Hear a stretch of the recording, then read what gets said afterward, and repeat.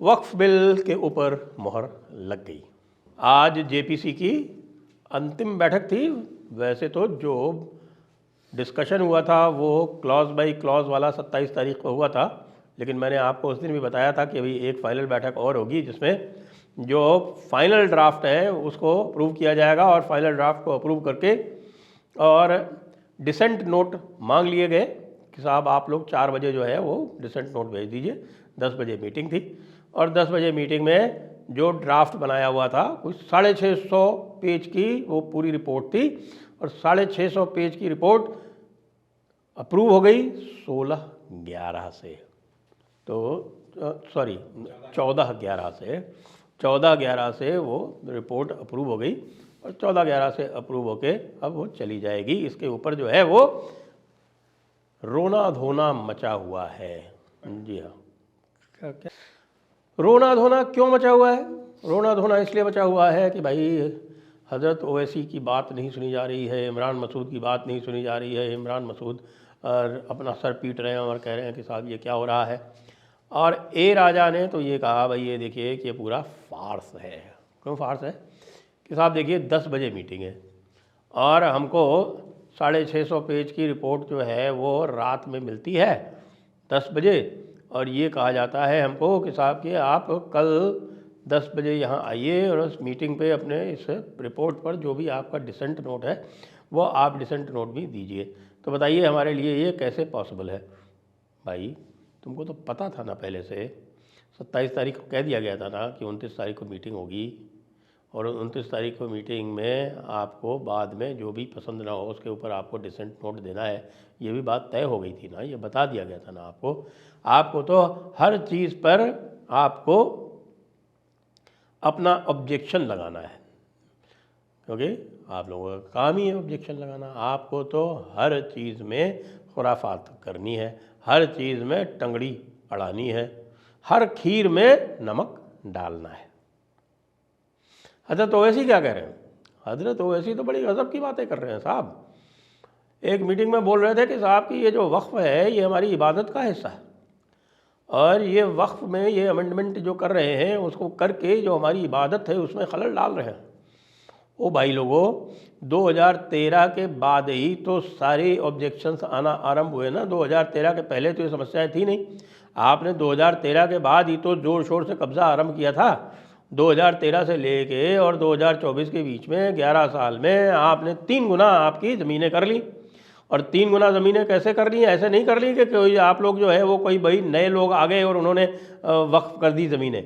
वो पुरानी जो ज़मीनें थीं, जो सरकारी ज़मीनें हो गईं, जो कभी किसी ज़माने में किसी नवाब की, किसी सुल्तान की, किसी बादशाह की हुआ करती थी और बाद में वो सरकार में चली गई। पहले अंग्रेज़ सरकार के पास चली गई, फिर भारत सरकार के पास चली गई, या जिस पे हिंदुओं की ज़मीनें थी उनको आपने कब्ज़ा शुरू कर दिया, क्योंकि 2013 में आपने इस तरह का अमेंडमेंट करवा लिया था कि आप किसी भी ज़मीन पर कब्ज़ा कर सकते। तो 2013 के पहले इबादत नहीं हो रही थी क्या? मियाँ ओवैसी बताएं आप, 2013 के पहले इबादत नहीं हो रही थी? और फिर आप क्या कह रहे थे जाके लखनऊ में बड़ी बड़ी बातें कि साहब के देखिए हम कागज़ कहाँ से लाएंगे, हमारे वहाँ जो है वो 1,23,000 ज़मीनें हैं यहाँ उत्तर प्रदेश में। यहाँ उत्तर प्रदेश की 1,23,000 ज़मीनों में से 1,11,000 के कागज़ नहीं है, तो कागज़ नहीं है तो वक्फनामा कैसे हो गया? आपने ही तो सबसे पहले कहा था ना कि साहब कि हमारे पास जो है वो फतावा आलमगीरी है और ये फतावा आलमगीरी हिंदुस्तान की किताब है और ये हमारा कानून है। तो आपके कानून क़वानीन, क़वानीन मतलब कानून का प्लूरल, तो आपके जो क़वानीन जो चलते हैं फतावा आलमगीरी में, उसकी फतावा आलमगीरी की किताबुल वक्फ में क्या लिखा हुआ है कभी उसको भी पढ़ लेते। मेल्ट डाउन ज़ोरों का चल रहा है। मेल्ट डाउन राहुल गांधी का तो चल ही रहा है। राहुल गांधी और मिस्टर खड़गे और ये लोग जो है ये पता नहीं क्या क्या बातें कर रहे हैं, लेकिन वक्फ में जो अब वक्फ अमेंडमेंट में जो बातें कही जा रही हैं उसके बाद तो इनकी और भी हालत पतली होने वाली है। अच्छा, कुछ दिक्कत और भी लोगों को है, हमारे यहाँ के लोगों को भी है, जो लोग ये कहते हैं। आज मैं थोड़ा सा इसका खुलासा और भी कर देता हूँ कि बहुत सारे लोग ये कहते हैं कि साहब की वक्फ बोर्ड पूरी तरह से ख़त्म होना चाहिए, वक्फ कानून को एब्रोगेट कर दिया जाए। भाई वक्फ कानून को एब्रोगेट कर दिया जाए तो अगर थोड़ी बहुत भी अगर आपको लेजिस्लेटिव प्रोसीजर्स की जानकारी होती तो आप इस तरह की बात नहीं करते, क्योंकि किसी भी कानून को यदि आप ख़त्म करेंगे तो उसकी रिपील और सेविंग्स तो करनी ही पड़ेंगी, और उसकी रिपील और सेविंग्स आप कैसे करेंगे अगर कोई कानून दूसरा नहीं होगा, एक बात। दूसरी बात यह है कि अगर आप वक्फ कानून को खारिज कर देंगे तो सबसे पहले आप लोगों से मैं अनुरोध करता हूं कि जो एप्लीकेशन ऑफ शरीयत एक्ट 1937 है, शरीयत एक्ट 1937 उसको बोलते हैं लोक भाषा में, उसका जो सेक्शन 2 है उसमें ये लिखा हुआ है कि साहब की वक्फ जो है वो पर्सनल लॉ से चलेगा।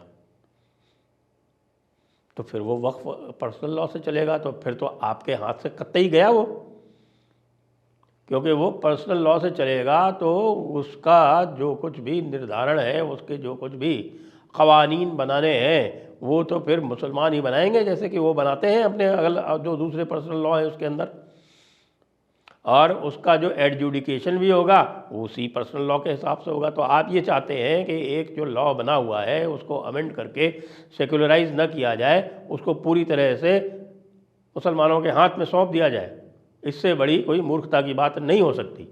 तो जो लोग भी ये कह रहे हैं कि इसको अबॉलिश किया जाए उनको मैं ये सीधे सीधे बता देना चाहता हूँ कि भाई साहब ये जितने भी ये जो क्रिएट किए गए हैं इसको न्यूट्रलाइज करने का सर्वोत्तम तरीका यही है कि यह कानून अमेंड करके और इसको ऐसा कर दिया जाए जैसा कि इसमें किया गया है कि इसमें नॉन मुस्लिम मेंबर भी डाल दिए गए हैं। लोग कह रहे हैं कि साहब इसमें नॉन मुस्लिम मेंबर क्यों डाले हैं?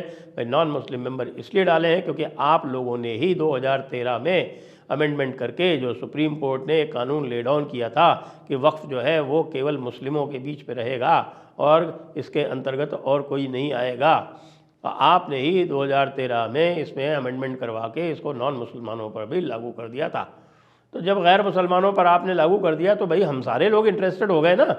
इसी हिसाब से तो आपने गांव के गांव हड़प लिए, इसी हिसाब से तो आपने पुराने किले के किले हड़प लिए, इसी हिसाब से तो आपने बीचेस हड़प ली, इसी हिसाब से तो आपने हिंदुओं के मंदिर हड़प लिए, यानी कि 5-5 हज़ार साल पुराने जो हिंदुओं के मंदिर हैं उनके ऊपर भी आपने दावा ठोक दिया। वो तमिलनाडु का किस्सा सबको पता है। तमिलनाडु के किस्से के बाद जो है आप जानते हैं कि अब लोग तो ये कह रहे हैं कि भाई लोग हमारे ये तो यहाँ तक चले गए कहने कि साहब ये पार्लियामेंट भी वक्फ की ज़मीन है, ये पूरी दिल्ली वक्फ की ज़मीन है, यहाँ पर हमारे जो है हुआ करते थे हमारे बादशाहो अमल, और ये बादशाहो अमल की जो ज़मीनें हैं ये दारुल खिलाफा थी, और दारुल खिलाफा जो है इसमें केवल मुसलमानों का ही हक़ हो सकता है, ये ज़मीन जो है ये वक्फ की गई है। अब इस तरह की मूर्खता की बातें की जाएंगी तो उसका उत्तर जो है इस वक्फ एक्ट को अमेंड करके ही दिया जा सकता है। लोग कहते हैं कि साहब कि वो जो सेल्स टैक्स जो सेल डीड वाला जो एक कानून आया है वो लागू हो जाएगा, बहुत अच्छा हुआ। जी नहीं, ये लागू नहीं होगा जब तक कि इसमें अमेंडमेंट नहीं होगा।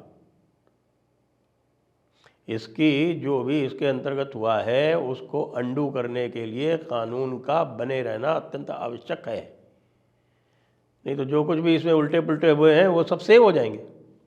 रिपील एंड सेविंग्स करके आप कह देंगे कि हाँ ठीक है, इसको एब्रोगेट किया जाता है और all actions taken under this are protected, यही तो कहेंगे ना आप। थोड़ी बहुत भी अगर लेजिस्लेटिव ड्राफ्टिंग की आपको जानकारी हो तो यही होता है, ऐसा ही होता है। तो ये दूसरी जो गलतफहमी लोगों की है उसको भी मैं दूर कर देना चाहता हूँ। और एक बात और भी कहूँगा कि मुझे ये जो गुलाम अली का जो एक प्रपोज़ल आया है कि साहब ये एक्ट में ये लिखा हुआ है, जो अमेंडमेंट एक्ट है उसमें ये लिखा हुआ है कि जो ट्राइब्यूनल होगा उसमें केवल 2 व्यक्ति होंगे। पहले इसमें 3 हुआ करते थे, तीसरा एक एक्सपर्ट हुआ करता था मुस्लिम लॉ का। अब उसको जो है यहाँ वापस डालने का प्रयास किया गया है। मैं इसके सख्त खिलाफ़ हूँ। कोई भी व्यक्ति इस प्रकार का इसमें नहीं होना चाहिए, क्योंकि उसका एक वेस्टेड इंटरेस्ट है इसको कंटिन्यू कराने में। इसलिए इसमें केवल और केवल जो व्यक्ति राजकाज से संबंधित हैं और जो डिस्ट्रिक्ट जज जिनको बनाया गया है उनको ही होना चाहिए। और न केवल ये, मैं ये कहता हूँ कि यदि आप डायरेक्ट सिविल सूट की सुविधा नहीं दे रहे हैं तो फिर हर ज़िले में डिस्ट्रिक्ट जज के अंतर्गत एक आप ट्राइब्यूनल बनवा दें। वहाँ के जो आपके डिस्ट्रिक्ट मजिस्ट्रेट के अंदर किसी एडीएम को उसका मेंबर बना दें, जिससे ये वक्फ ट्राइब्यूनल हर डिस्ट्रिक्ट में काम करे और लोगों को हर चीज़ के लिए आपके राज्य के राजधानी के चक्कर ना लगाने पड़े। ये इसमें अमेंडमेंट और भी आवश्यक है। बाकी जो अमेंडमेंट किए गए हैं मेरे हिसाब से उसमें कोई दिक्कत नहीं है। कलेक्टर के जगह पर यदि कलेक्टर से सीनियर अधिकारी आ जाता है तो वो भी, उसमें भी कोई समस्या नहीं है। कलेक्टर जो है वो रेफरेंस करे और सरकार फिर किसी सीनियर को, कमिश्नर को अपॉइंट कर दे या किसी सेक्रेटरी को अपॉइंट कर दे या फिर स्टैंडिंग अपॉइंटमेंट कर दे कि हाँ ठीक है, सारे जो रेफरेंसेस होंगे वो कमिश्नर साहब के पास जाएंगे और कमिश्नर साहब डिसाइड करेंगे। तो इसमें भी कोई दिक्कत नहीं है, ये बिल्कुल ठीक और बिल्कुल स्मूथली चलेगा इसमें। तो अब रोने धोने का समय आ गया है, अब इनको रोने धोने दीजिए, उसे कोई अंतर पड़ता नहीं है। वक्फ लॉ तो अब ऐसा लग रहा है कि अब तो पास होके ही रह गया। हो सकता है कि 5 फरवरी की जो वोटिंग होने वाली है दिल्ली में उससे पहले ही पास हो जाए। अमानतुल्लाह की ज़िंदगी पूरी तरह से वक्फ हो जाए। जय हिंद, जय भारत, वंदे मातरम।